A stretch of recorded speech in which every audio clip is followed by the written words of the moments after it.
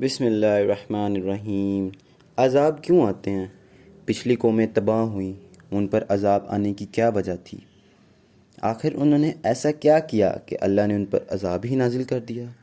قوم لوط، قوم نوح، قوم عاد، قوم سمود، مدین کی قوم تبا، ان پر عذاب کیوں آیا؟ جن قوموں کا ذکر اللہ نے قرآن میں کیا، جنہوں نے جھٹلایا تھا اللہ کا پیغام، ان پر اللہ کا عذاب آیا۔ اللہ تعالیٰ قرآن میں کہتے ہیں سورہ الاعراف کی آیت نمبر 4، بسم اللہ الرحمن الرحیم، کتنی ہی بستیاں ہیں جنہیں ہم نے ہلاک کر دیا، ان پر ہمارا عذاب اچانک رات کے وقت ٹوٹ پڑا یا دن دہاڑے، ایسے وقت میں جب وہ آرام کر رہے تھے۔ آج کا حال بھی کچھ ایسا ہی ہے۔ History repeats itself۔ آج بھی کہیں پر سیلاب، کہیں پر زلزلے، کہیں پر تیز آندیاں آ رہی ہیں۔ آخر کیا وجہ ہے کہ عذاب آ رہا ہے؟ آج بھی قومیں تباہی کے دہانے پر ہیں۔ اللہ کا قرآن میں فرمان ہے کہ سورہ النساء کی آیت نمبر 147 ہے، ما یفعل اللہ بعذابکم ان شکرتم وامنتم وکان اللہ شاکرا علیما۔ اللہ نے تم کو عذاب دے کر کیا کرنا ہے اگر تم شکر کرو، یعنی تم ایمان لے آؤ، اور اللہ تو قدردان علم والا ہے۔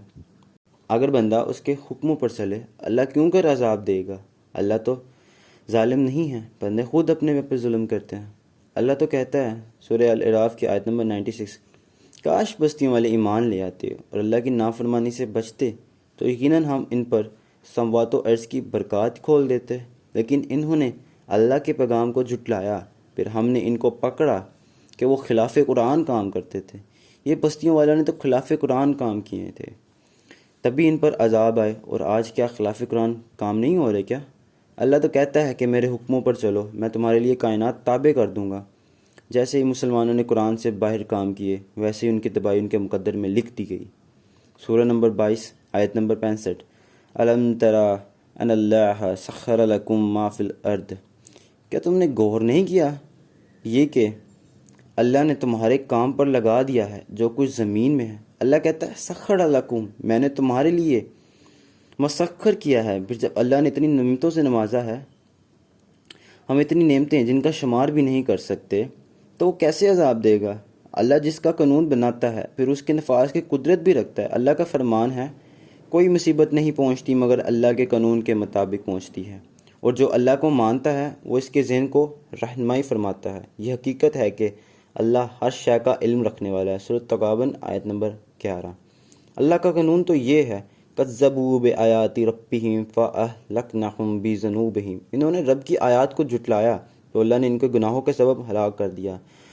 اللہ کا قانون بدلہ نہیں کرتا، لا مبدل لکلمات اللہ، اللہ کے قوانین کو کوئی بدلنے والا نہیں۔ سورہ الانعام کی آیت نمبر 34۔ آج بھی اللہ کا قانون یہی ہے، جو اللہ کی آیات کو جھٹلائے گا اس پر اللہ کا عذاب آئے گا۔ جس طرح قوم نوح، جنہوں نے اپنے نبی کو جھٹلایا، ان کو ڈبو ڈبو کر مار دیا۔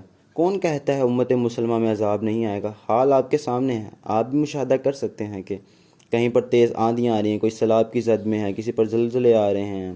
یہ سب اللہ کی نافرمانی کی وجہ سے، اللہ کی آیات کا انکار کرنے کی وجہ سے۔ امت مسلمہ آج سب سے بڑے عذاب یعنی فرقہ واریت کے عذاب میں مبتلا ہے۔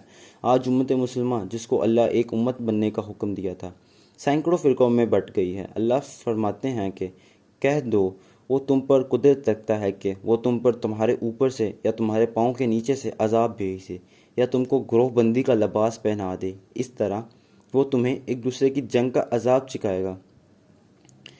غور کرو ہم کیسے آیات کی تصریف کرتے ہیں، امید ہے کہ وہ سمجھ جائیں گے۔ سورہ الانعام کی آیت نمبر 65۔ یہاں تو بہت سے ایسے بیمار بیٹھے ہیں جن کو اپنی بیماری کا پتہ ہی نہیں ہے۔